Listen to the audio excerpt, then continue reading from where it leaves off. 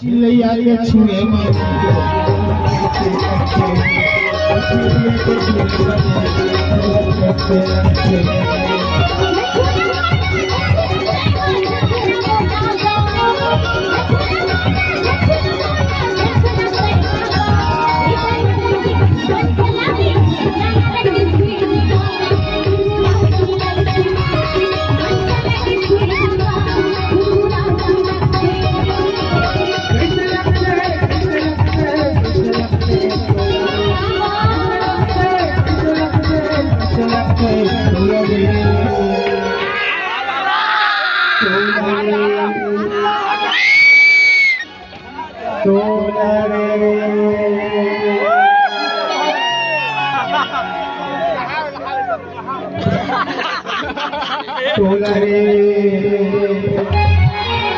हे महल के छुए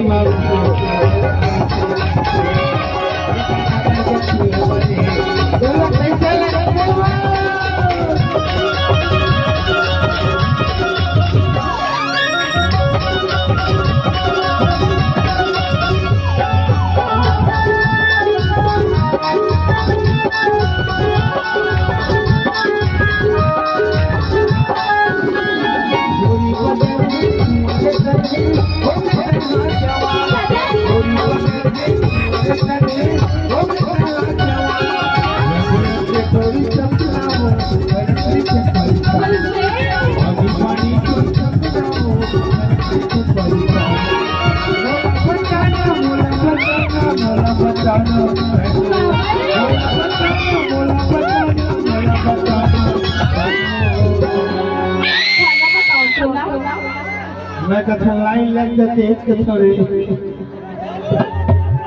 हरे बोला बताना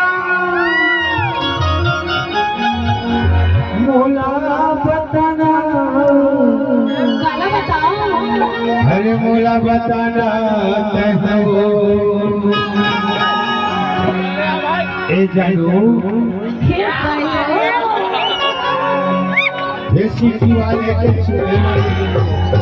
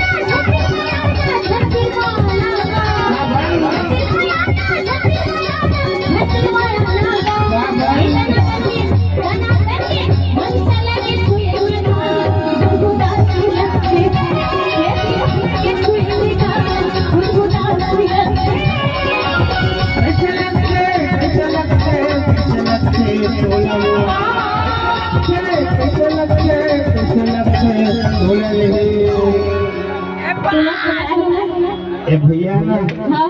बोला कहत रही सो कैसे कहत रही से सब अच्छा से बाबू अब कहीं कला बियाना चाय पिए जाबो एकरे घर अबे टूरी चकरी मुखे ना इका अगर भौजी से बात कराबो तो कैसे हे सूरज भैया के छुए मरी